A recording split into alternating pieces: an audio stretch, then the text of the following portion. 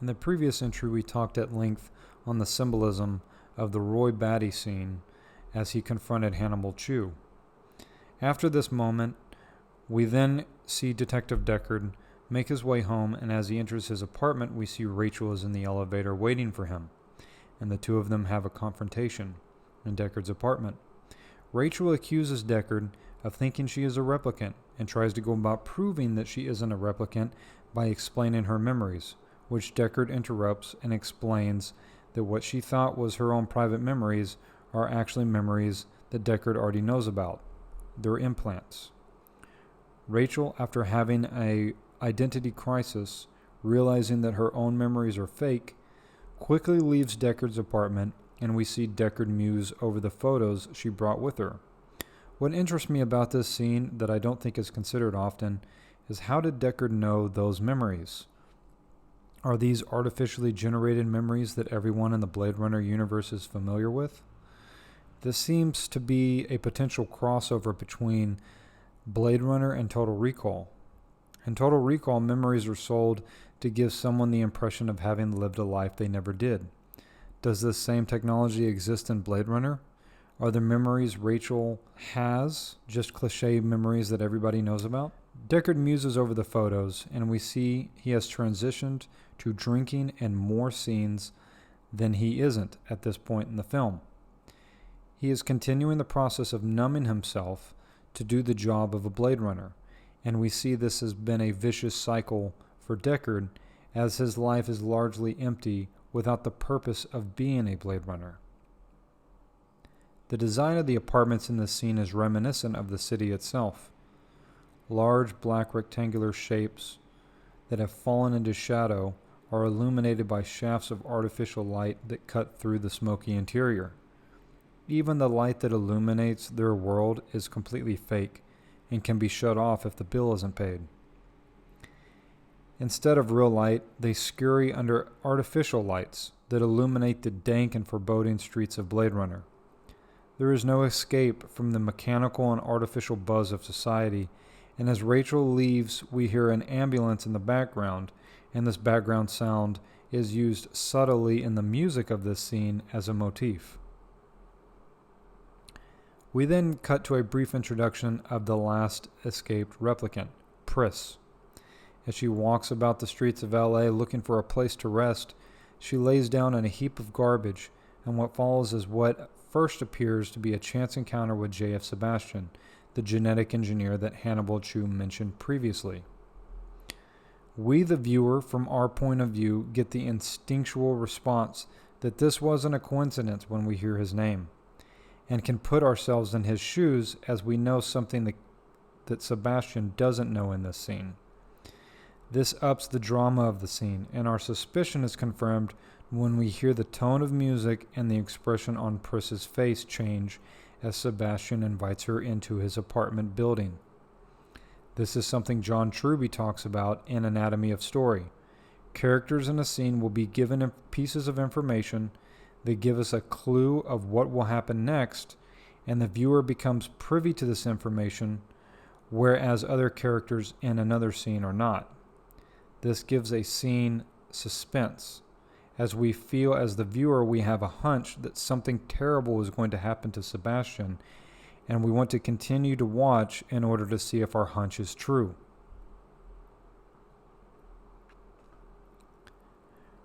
Pris and J.F. Sebastian enter into the apartment, and we find the motif of the mannequin is used brilliantly in this scene.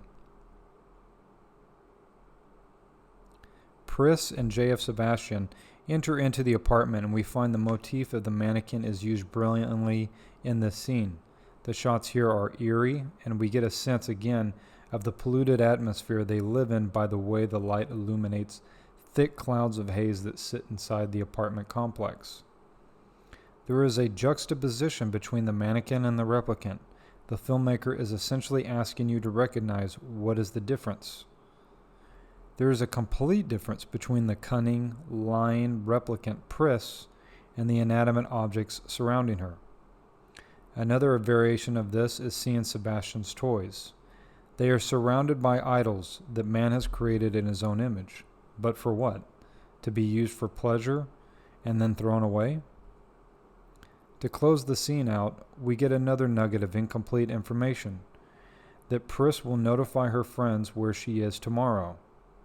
Again, this is insider information as to what this could possibly mean for Sebastian, and the audience shares this with Pris, and this ups the drama of the scene. What seems normal or a lucky break to Sebastian is an ominous scene full of danger for the viewer. We then cut to a separate moment in the movie, a separate timeline, while the Sebastian scene sits in the background of the viewer's mind like a ticking time bomb. We see Deckard muses over the photos left by Rachel and does some detective work by zooming into the photo, finding a shot of a woman in the background of one of them. We then see Deckard pull the scale from the previous detective scene in Leon's apartment and hold them both up in view, telling the viewer these two things are related.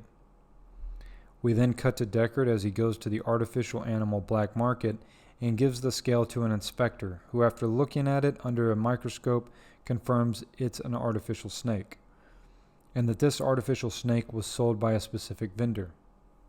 Deckard goes and investigates, and this investigation leads him to what looks like a cabaret show for socialites. Here he confronts a man named Taffy, who retorts his accusations and instead orders him a drink. After having a few drinks, the main event of the show comes on, and we discover that lo and behold, it is a show that involves an artificial snake. Deckard then positions himself after the show to run into the dancer and meets Zora, another one of the escaped replicants. Deckard, after smooth talking his way into her dressing room, finds the clue that he's looking for in her dresser, and right as he's about to confront her, he is attacked by her, and she runs off. What ensues is a police chase through the streets of LA, where we see the melting pot of different cultures living in LA, and the crowdedness of the city streets feels oppressive and disorderly.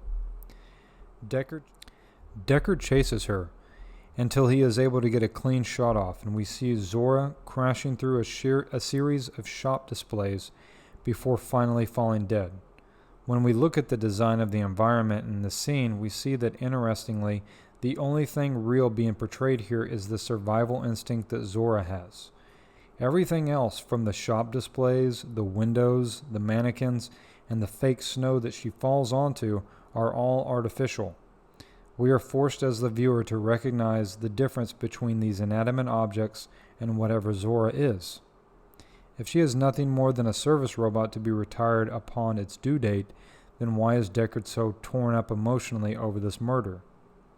The hustle and bustle of the city doesn't stop here, and there are no clear shots of people reacting to this tragic murder. It's as if it doesn't really matter if it's a replicant or not. There's another symbolic clue shown here in this final scene of Zora, as it's revealed to the viewer that she has a snake tattoo on her face. There is something here, but I will wait to get into that in a further episode. As this scene concludes, we see again that Deckard is falling further into his old habits of drinking, as he asks the store clerk if he has enough to buy the bottle of liquor. He does, and right as he does, Gaff materializes over the smoky shot of his right shoulder and alerts him that Bryant is at the crime scene. Deckard meets Bryant, and Bryant remarks he looks worse than the replicant, and informs him that a fourth replicant has been added to his list of targets, Rachel. The expression on Deckard's face says it all. He thinks he's clawing his way out, but he's just digging himself a deeper grave. The more steps he takes along this path of a Blade Runner, the more he finds he has to sell more of his soul, but how much until there is nothing left? Where will he draw the line?